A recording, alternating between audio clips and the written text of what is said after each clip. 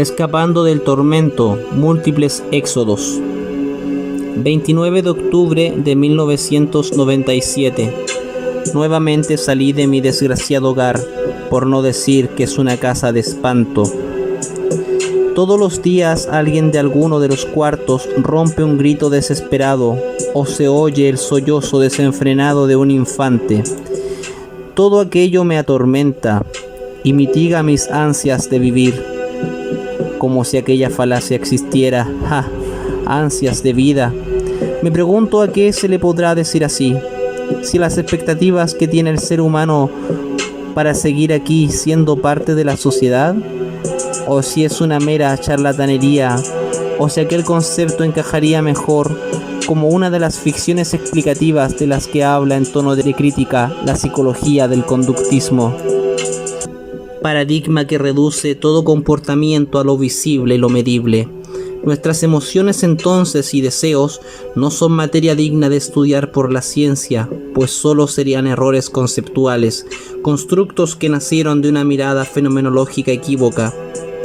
Hay veces en las que creo que esto pudiera ser cierto, pero entonces, ¿qué nos dista de las máquinas sino un alma que siente y sueña? En fin, exclama, toma un aire y cierra los ojos doblando su cabeza hacia arriba. En ese momento el joven Isem, un tanto en trance y un tanto aturdido por sus pensamientos, comienza a recitar improvisadamente en una tonada dramática y con voz algo profética las siguientes palabras. Oh mente mía, ¿qué te incumbe a ti entrometerte en carruseles de densa ontología? ¿No quieras tú también ser una más de aquellas mentes de genios?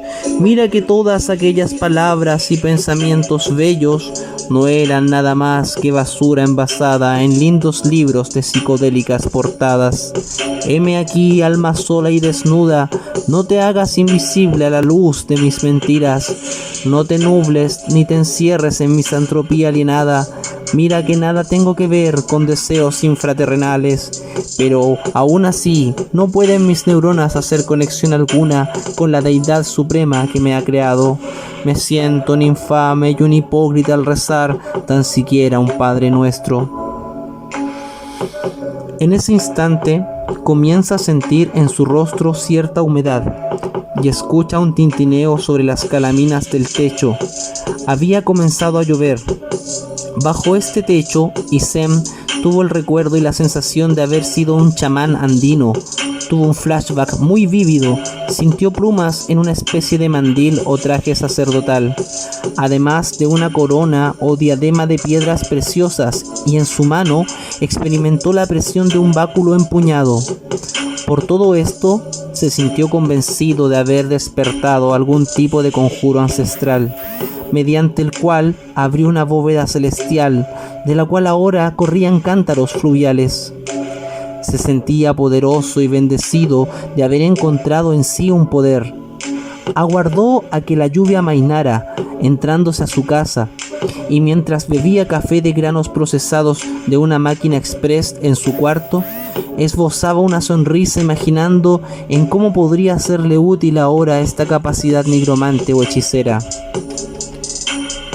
Cargado de esta energía, volvió a sentirse inspirado y retomó las notas que llevaba escribiendo en su cuaderno, el de la historia ficticia, y prosiguió con la redacción. Veamos en dónde iba. Ah, sí. Mi personaje quería asesinar a alguien. Veamos cómo va. Mi personaje aún es anónimo. Siento que debo bautizarlo, pero aún no sé cómo llamarlo. Mientras tanto, será él. Por su ventana, detrás de los cristales empañados, comenzaba a salir el sol. La luz sería ahora una aliada perfecta para poder contemplar sus malignas intenciones. Ya sin la neblina matinal, solo tenía que hallar el método de conseguir un ser viviente en el cual pudiera canalizar a modo de instrumento sus despiadados deseos. Matar a alguien no sería tan fácil como encontrar a un espíritu humano que estuviera en sintonía con sus más sórdidas fantasías. Él percibía en su aura una fuerza desconocida, una sensación pesada, metálica y fría cargada sobre su piel, como si miles de navajas, cuchillas o espolones salieran desde sus huesos.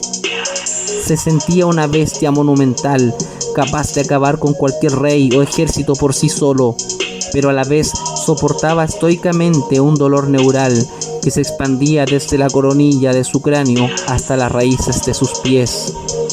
A pesar de las espinas que se clavaban constantemente en sus ramificaciones nerviosas, cuales diminutas hormigas salvajes mordiendo su carne, de esas que recordaba haber visto en uno de sus viajes a la selva peruana, donde además le habían contado que éstas eran capaces de derribar presas de tamaño igual o superior a felinos andinos. Él logró salir al fin de su casa, se alejó varias cuadras fuera de su barrio, ese vecindario que él apodaba infelizmente como el gueto misceláneo, ya que multiplicidad de familias pobres, vulnerables de todas partes de los países vecinos acababan de poblarlo como a un enjambre de abejas que llega al llamado del zumbido de las otras.